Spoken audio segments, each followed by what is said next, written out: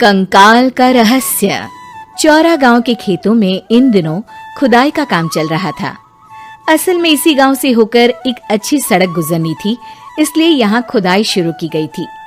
अचानक एक दिन खुदाई करने वाली मशीन से कुछ टकराता है।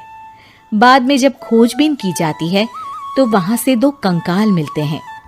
पुलिस गांव के लोगों से पूछताछ शुरू करती है। आप लोगों को क्या लगता है ये किसके कंकाल हो सकते हैं? अरे साहब, हमें क्या पता ये किसके कंकाल है, आप ही लोग पता लगाइए। हम लोग तो बहुत ज्यादा डरे हुए हैं। हाँ, हमारी फॉरेंसिक टीम अभी आ रही है। ये बताओ कि इस गांव के रहने वाला कोई जोड़ा गायब तो नहीं ना? क्योंकि शुरुआती जांच में तो ये बात सामने आ रही है कि एक कंकाल किसी पुरुष का है तो एक किसी महिला का। साहब, हमें तो बहुत डर लग रहा है। ऐसे कंकाल मिलने का मतलब गांव के आसपास ही किसी की हत्या हुई है या फिर किसी को जलाकर मार डाला गया है।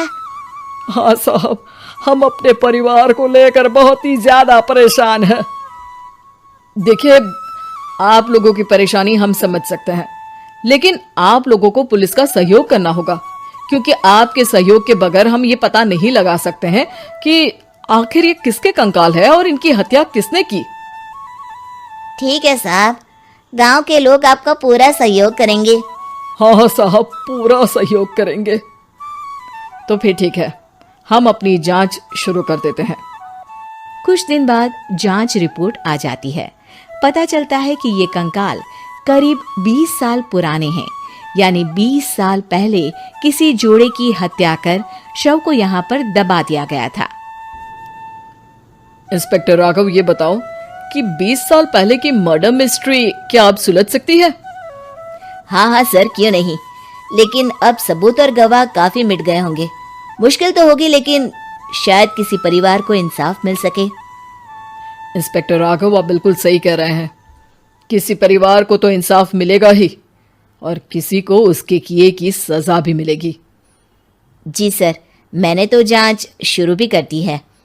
20 साल पहले इस गांव के 2 जोड़े अचानक कहीं गायब हो गए थे।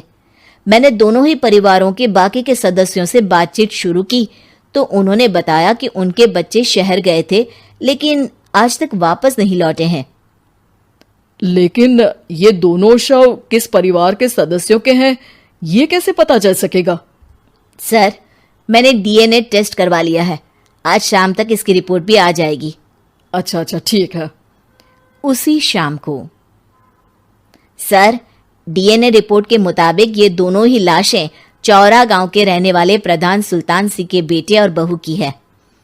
लेकिन इनकी हत्याएं किसने की है, ये कैसे पता लगेगा? इसी का तो पता लगाने की कोशिश में जुटा हूं सर। आज सुल्तान सिंह से मिलने भी जा रहा हूं। मेरा बेटा और बहू तो मेरे लिए सिर्फ यादों में ही रह गए थे। हमें उनकी लाशें तक नहीं मिल सकी थी। आज 20 साल बाद उनके कंकाल मिले हैं। मैं अब किसके लिए जीऊं?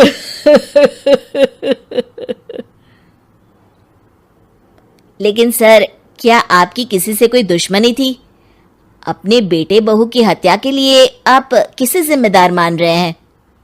अब मैं किसका नाम बोलूं?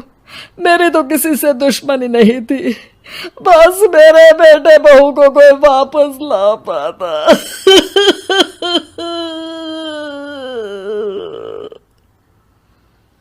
इसके बाद सुल्तान सिंह फूट फूट कर रोना शुरू कर देते हैं। सर, अब आप इनका अंतिम संस्कार करवा सकते हैं।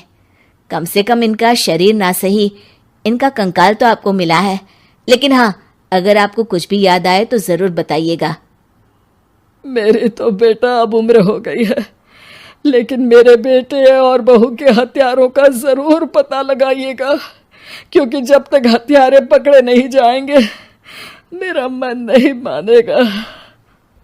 सर, हमारी पूरी कोशिश रहेगी हत्यारे को पकड़ने की। लेकिन एक बात बताइए, उस वक्त आपको किस पर शक गया था? उस वक्त मेरे एक ड्राइवर को पकड़ा गया था, लेकिन सबूतों के अभाव में उसे छोड़ दिया गया था। अच्छा, और ड्राइवर पर कैसे शक हुआ था? क्योंकि उस दिन ड्राइवर छुट्टी पर था। उस समय लेकिन लाश क्यों नहीं मिल सकी थी? उस वक्त पुलिस ने बहुत कोशिश की थी, लेकिन दोनों की डेड बॉडी नहीं मिल सकी थी। ठीक है, हमारी तफ्तीश चल रही है, मैं फिर आऊंगा। इसके बाद इंस्पेक्टर वहां से चला जाता है और सुल्तान सिंह अपने बेटे और बहू की याद में खो जाते हैं।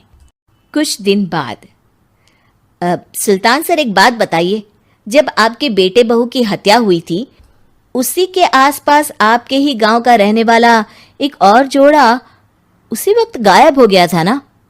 हाँ सर, अलका और अभिषेक, वो भी मेरे बच्चों जैसे ही थे। तो फिर वो कहाँ है? उनका भी आज तक पता नहीं चल सका, लेकिन बताते हैं कि कुछ साल पहले अभिषेक को गांव के ही किसी आदमी ने मुंबई में देखा था, लेकिन फिर वो गायब हो गया। यानी अभिषेक और अलका की हत्या नहीं हुई थी, बल्कि उन्होंने किसी वजह से खुद ही गांव छोड़ दिया था। हाँ, हो सकता है, क्योंकि अभिषेक मेरे बेटे संतोष का अच्छा दोस्त था और उसका मेरे घर भी आना जाना लगा रहता था। हो सकता है कि उसने मेरे बेटे और बहू के बारे में सुन लिया हो और ये गांव छोड़ दिया हो सकता है। उनके परिवार का कोई अब नहीं रहता क्या इस गांव में? अब तो कोई नहीं रहता। एक चाचा थे, लेकिन उन्होंने भी अपना पुश्तैनी मकान बेच दिया है। वो भी अब कहीं शहर में ही बस गए हैं। ओह, अभिषेक और अलका के बारे में भी पता लगाना होगा। हो सकता है कि वही इस हत्या के बारे में कुछ बता सके। हो तो सकता है, लेकिन वो बेचारे तो खुद ही वक्त के मारे थे, वो क्या बताएंगे। फिर भी सर, जब केस दोबारा खुला है तो जांच तो करनी ही पड़ेगी, और इस बार तो लाशें भी बरामद हुई है। कुछ दिन तक लगातार तफ्तीश चलती रही। एक दिन थाने से सुल्तान सिंह को फोन आता है। हाँ, कौन बोल रहा है? सर, मैं कांस्टेबल तुलाराम बोल रहा हूँ थाने से। आपको थाने आना पड़ेगा। थाने? लेकिन क्यों? सर, किसी की पहचान करवानी है। अच्छा ठीक है, मैं दोपहर तक पहुंचता हूँ। सुल्तान सिंह दोपहर में थाने पहुंचता है। कई पुलिस के अधिकारी वहां मौजूद रहते हैं। सर,